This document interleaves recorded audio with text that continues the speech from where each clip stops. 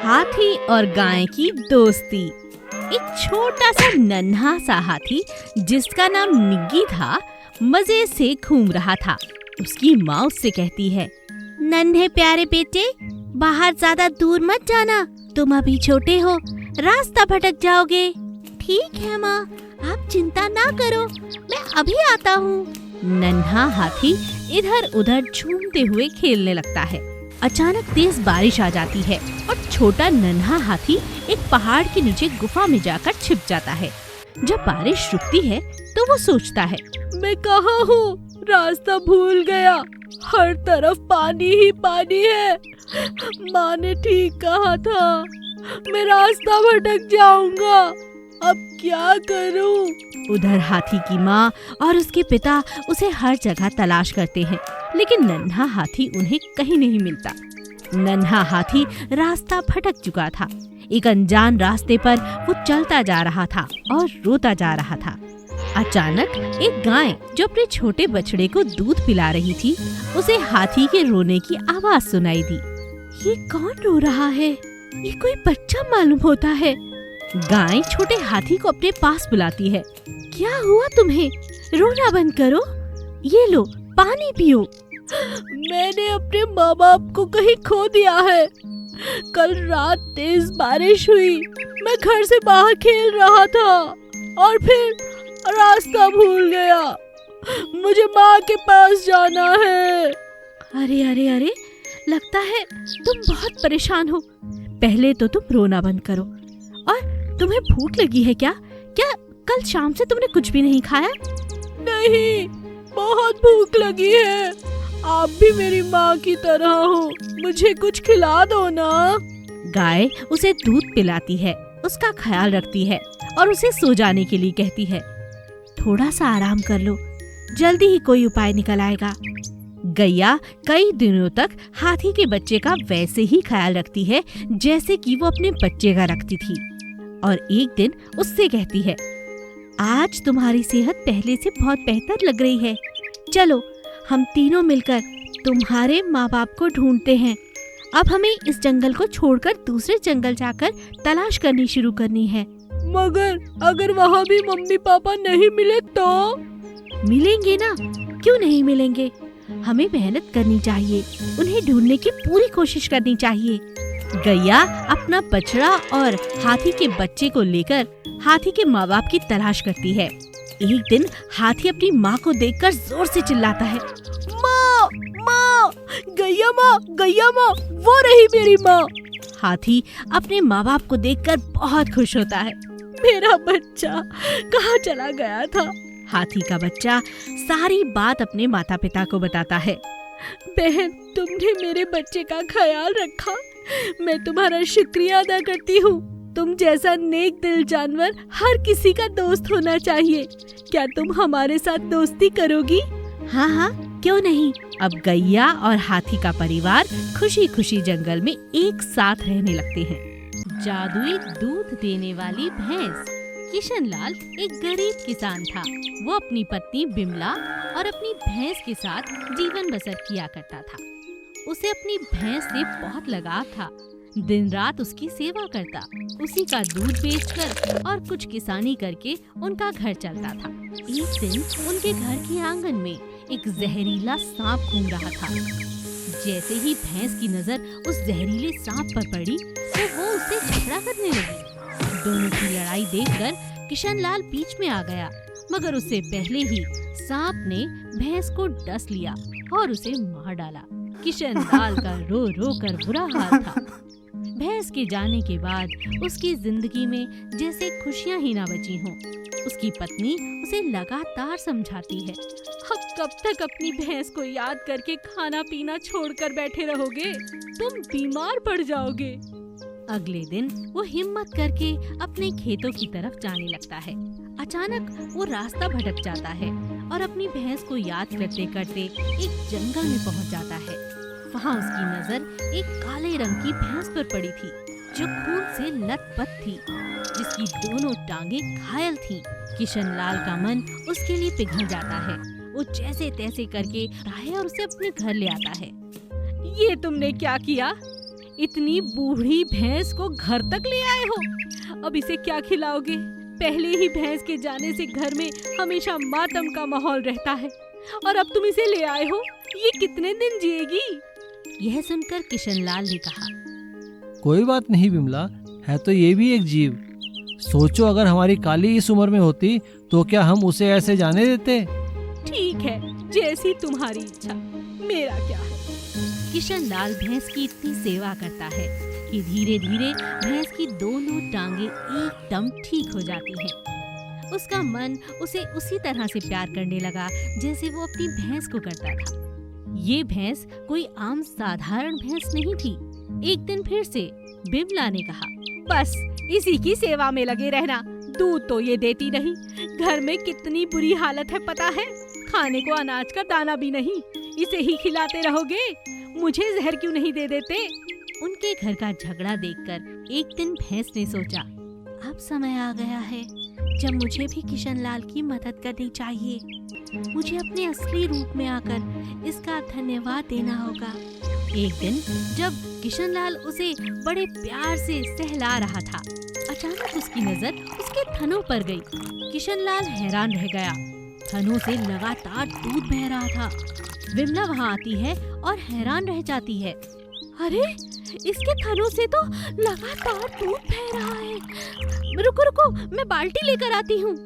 बिमला की खुशी का ठिकाना नहीं था। दिन रात वो जितना चाहे दूध निकाल सकती थी। अब तो अपने गांव में क्या, 4 और गांव में उनका दूध जाने लगा और धीरे धीरे उनके पास इतना पैसा हो गया जिसे जमा करते करते वो थक चुके थे। उन्होंने और कई सारी भैंसें खरीदी, बड़ा घर बनाया और खुशी खुशी रहने लगे। मिट्टी की बिल्ली चंदा अपने पति के साथ कुम्हार का काम किया करती थी। पति पत्नी दोनों मिलके गर्मियों के लिए लोगों के लिए मिट्टी के घड़े बनाकर बाजार में बेचा करते थे। उनका एक ही छोटा सा बेटा था जिसका नाम था भोला। भोला बहुत नटखट और शरारती था। एक दिन चंदा का पति बाजार गया हुआ था। पीछे से चंदा ने घर का सारा काम निपटाया और घड़ों में रंग करने के लिए बैठ गई। माँ, तुम क्या कर रही हो? देखता नहीं, रंग कर रही हूँ घड़ों पर। तुम्हारे बापू बाजार गए हैं, अभी तुम्हारे लिए मिठाई लाते होंगे। आज बहुत से घड़े बिक जाएं, बस यही चाहती हूँ। माँ, अभी तो मैं देख रहा हूँ कि मिट्टी का कोई कुछ नहीं कर रहा। क्या थोड़ी सी मिट्टी से मैं खेल सकता हूँ? अरे अरे, अपने हाथ क्यों गंदे करता है रे? माँ, मुझे भी करना है, कुछ करने दो ना। अच्छा, जा ठीक है, लेकिन जल्दी, ज्यादा देर मिट्टी में हाथ मत घुमाना, और फिर नहाना भी तो है। अच्छा माँ। भोला गीली मिट्टी को लेकर के उसे गूंथने लगता है और बहुत प्यार से, आज मैं एक शेर बनाऊंगा, उस शेर से सब डर जाएंगे, हमारे घर में कोई चूहा नहीं रहेगा और मेरे दोस्त मेरे शेर को देखकर हैरान रह जाएंगे। भोला बहुत कोशिश करके एक छोटा सा शेर बना लेता है और भागता हुआ अपनी माँ के पास आता है। माँ, देखो देखो, मैंने कितना सुंदर शेर बनाया, देखो ना। अरे, ये कोई शेर है? ये तो मिट्टी की बिल्ली है, बिल्ली। शेर तो ऐसा होना चाहिए कि हर कोई डर जाए, ये तो बिल्ली लग रहा है। नहीं माँ, ये शेर है, ऐसा मत कहो ना। तो क्या हुआ, शेर ना सही, बिल्ली भी बहुत प्यारी होती है। शेर के परिवार की सदस्य ही होती है बिल्ली। माँ, इनमें भी रंग कर दोगी? हाँ, क्यों नहीं, ला अपनी बिल्ली मुझे दे। भोला की माँ चंदा बिल्ली के ऊपर बहुत प्यारा सा रंग कर देती है। भोला अपनी बिल्ली को लेकर खेलने लगता है। उसे खेलता हुआ एक गरीब लड़की दूर से देखती है और बहुत खुश हो जाती है। उसकी आंखें लगातार उस बिल्ली को देख रही थी, लेकिन वो अपने मुंह से कभी कुछ नहीं कहती। उस गरीब बच्ची के पिता भोला के घर के सामने मरम्मत का काम कर रहे थे।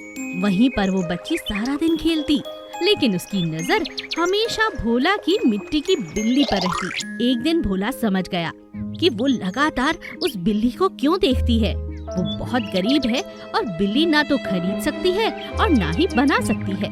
वो चुपचाप जाकर वो मिट्टी की बिल्ली उस बच्ची के हाथ में थमा कर आता है। ऐसा करता देख चंदा उसे देख लेती है। अरे, अपनी पसंद की अपने हाथ से बनी तू उस बच्ची को दे आया बेटा। हाँ माँ, वो मुझे रोज इस तरह देखती है, ललचाई नजरों से।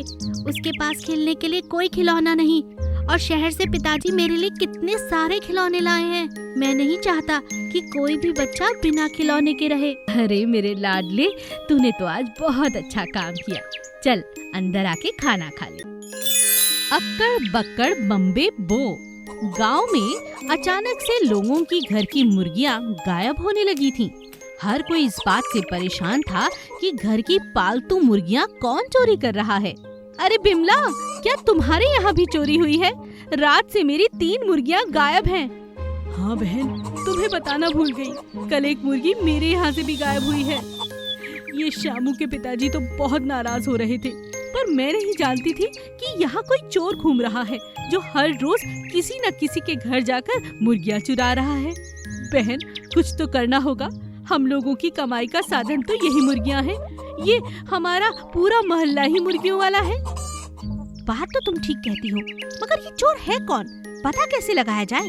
गांव में अफवाह फैलती जा रही थी, मगर ऐसा लगातार 1 हफ्ते तक होता रहा। किसी न किसी के घर से 1 या 2 मुर्गियां हर रोज चोरी होने लगी। लेकिन अब लोगों का शक यकीन में बदल चुका था कि जरूर ये किसी चोर का काम है। यही बात वहाँ मोहल्ले में खेल रहे बच्चों ने सुनी। अरे अरे चिंटू, सुना तूने? यहाँ कोई चोर घूम रहा है। क्या कहा? चोर?